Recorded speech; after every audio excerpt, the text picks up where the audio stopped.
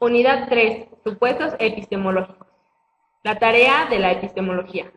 La epistemología es la rama de la filosofía que se ocupa de estudiar qué es el conocimiento, sus límites y posibilidades, el alcance de nuestro saber y la posibilidad de alcanzar la certeza. El objeto del conocimiento, qué es un objeto, qué y quién lo define. El sujeto del conocimiento, qué conocemos y quién conoce. Epistemología y conocimiento. Epistemología. Es la doctrina de los fundamentos y métodos del conocimiento científico. Conocimiento. Conjunto de información almacenada mediante la experiencia o aprendizaje, o a través de la introspección. El conocimiento es aquello necesariamente verdadero. El conocimiento según los presocráticos. Las ideas difundidas a través de algunos presocráticos como Pitágoras, Parménides, Heráclito y el mismo Sócrates inspiraron a Platón para elaborar la teoría de las ideas. Platón y el conocimiento verdadero. La teoría platónica de las ideas divide la realidad en dos grandes sectores. El mundo superior, eterno, supraceleste, constituido por las ideas por naturaleza, son entidades reales, efecto percibido por la inteligencia. El mundo físico, visible, constituido por seres sensibles compuestos por los cuatro elementos materiales móviles, sujetos al cambio, a la generación y a la corrupción. El conocimiento científico según Aristóteles. Aristóteles distingue dos tipos de conocimiento. Sensitivo, es la fuente de todos nuestros conocimientos y se caracteriza por la particularidad. Es verdadero, pero no científico, porque está sujeto al movimiento y a la mutación de las cosas, y porque no distingue lo sustancial de lo accidental. Intelectivo, mediante ese tipo de conocimiento se puede producir conceptos universales con los caracteres de fijeza. Rasgos de la dialéctica hegeliana. En la dialéctica idealista de Hegel dice que la razón es el principio fundamental. Al criticar las contraposiciones de la filosofía, establece entre naturaleza y espíritu, finito e infinito, yo y no yo, saber y creer.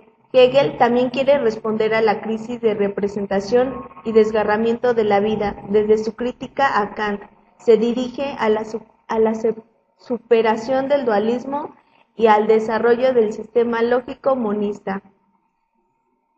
Hegel propone su dialéctica como una construcción que procura superar las restricciones tanto del dualismo de la filosofía moderna como de la lógica aristotélica tradicional.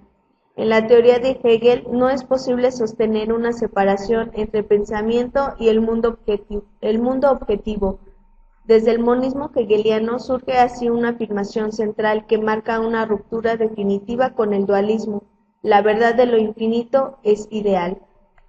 Para Hegel, la realidad de las cosas se encuentra en lo ideal. Sus fundamentos son dos. El primero es que la verdad no es real sino ficticia, y el segundo es que la verdad de lo finito está en la idea. Con respecto a la crítica del principio de identidad, él afirmaba que el ser de una cosa es ella misma, y a través de su diferencia del resto, Hegel propone encontrar la identidad no en la unidad, sino en la contradicción. En consecuencia, su no ser es parte de su esencia. Conocer implica establecer mediaciones de la relación con las demás cosas. Entonces, en la crítica al principio de identidad, se despliegan 5 conceptos: relación, mediación, movimiento, contradicción. Hegel y la crítica a la realidad inmediata se refiere a la pregunta del porqué de las cosas para llegar a la esencia, en el cual permite una reflexión y trascender el dominio del ser e introducirse en la esencia. Hegel se contrapone a lo que Descartes plantea, que para alcanzar la verdad a través de desgregaciones progresivas de obstáculos hasta llegar a unidades más simples, Hegel sugiere que busque en la totalidad el fundamento de la verdad. Ello implica un camino no lineal lleno de quiebres, negaciones y contradicciones. Vygotsky veía una profunda línea de relación entre su propio pensar y el pensamiento de Spinoza. Esta vía de conexión residía en la esencia dialéctica de la filosofía de Spinoza, en la concepción del hombre como un instrumento del pensamiento, de la naturaleza concebida como una unidad, en la comprensión del pensamiento como acción del cuerpo organizado en su más alta expresión. Cuando Vygotsky hablaba de las funciones superiores, contaba con la referencia a la visión del pensamiento como función universal y no deducible. Sin embargo, de las estructuras estática y espacial de la materia. En los últimos años de su vida, escribió un trabajo especial dedicado al examen crítico de los problemas de la psicología de las emociones, que en un plano filosófico fueron planteados por Spinoza. Vygotsky le preocupaban mucho los puntos de vista de Spinoza acerca del afecto y la relación de este con el intelecto. En este trabajo examina la teoría de la pasión según Descartes y Spinoza, y en correspondencia con esto, da un análisis de los puntos de vista existentes en su época acerca de la naturaleza de las emociones humanas en la psicología explicativa y descriptiva. Como dijo Spinoza, nadie ha determinado aún para qué está preparado el cuerpo. Esta investigación quedó inconclusa. Todo lo que fue encontrado en los archivos de Vygotsky está publicado en el último de sus tomos de obras completas.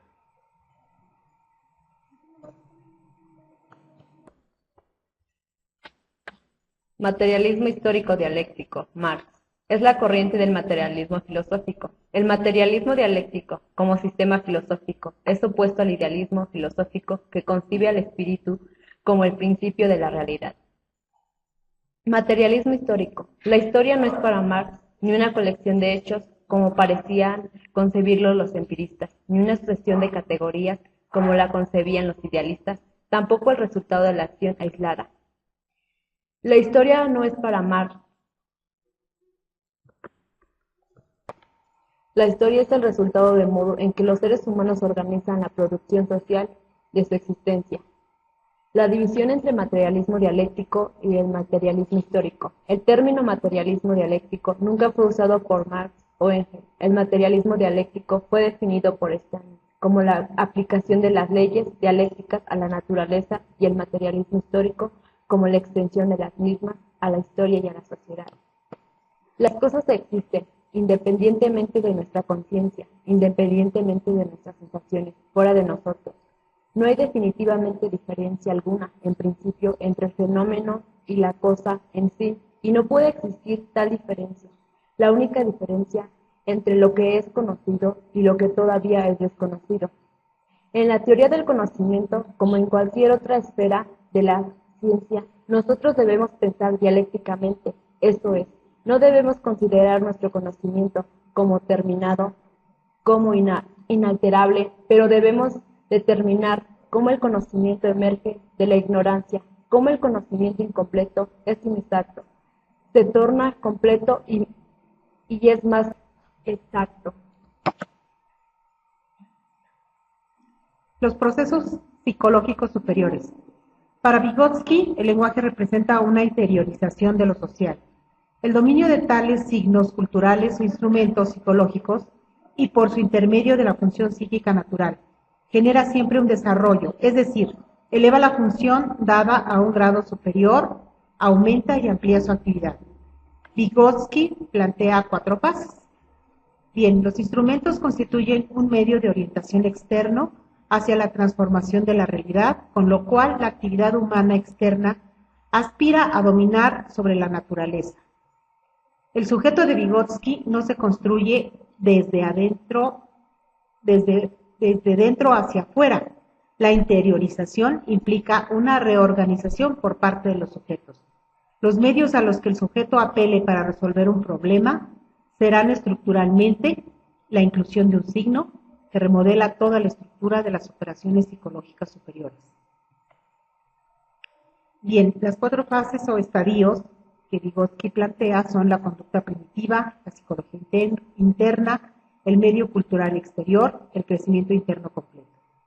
La conducta primitiva, en este estadio el niño intenta por un medio natural, según sea el grado de atención, su capacidad de memoria individual o su grado de interés en la materia. El segundo, la psicología ingenua, debido a las dificultades que el niño encuentre para reproducir, por ejemplo, una serie de palabras, llega por insinuación o descubrimiento propio a algún método mnemotécnico. El método cultural externo.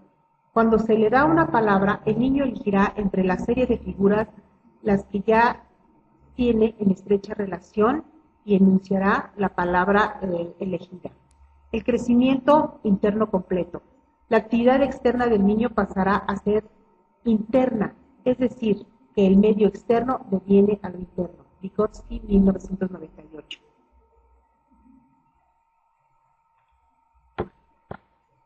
Con el legado de Marx, Engels y Vygotsky, consideran que lo que diferencia al hombre del animal es el uso de herramientas, convirtiéndose en el puente entre las funciones mentales inferiores y las superiores, lenguaje, pensamiento y proceso mental. Vygotsky postuló que los procesos mentales solo pueden interpretarse correctamente mediante la comprensión de los instrumentos y signos que construye el niño o el adulto. Los instrumentos constituyen un medio de orientación externo hacia la transformación de la realidad, con lo cual la actividad humana externa aspira a dominar sobre la naturaleza. El sujeto de Vygotsky no se construye desde dentro hacia afuera. La interiorización implica una reorganización por parte de los sujetos. Los medios a los que el sujeto apele para resolver un problema serán estructuralmente la inclusión de un signo que remodela toda la estructura de las operaciones psicológicas superiores.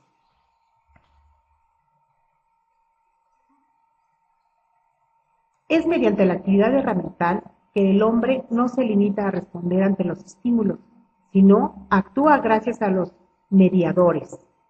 Para Marx, Engels y Vygotsky, la actividad más importante es el trabajo, al cual consideran el motor de la humanidad.